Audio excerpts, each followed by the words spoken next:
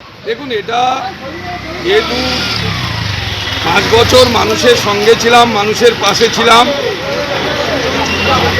দল যে প্রোগ্রাম দিয়েছে, যে কাজ দিয়েছে সেটা নিষ্ঠার সঙ্গে করেছি, সততার সঙ্গে করেছি, গরিব মানুষের পাশে ছিলাম, খেটে খাওয়া মানুষের পাশে ছিলাম, শ্রমজীবী মানুষের পাশে ছিলাম। দল সেটা নিশ্চয়ই মূল্যায়ন করেছে, দল সেটা উপলব্ধি করেছে।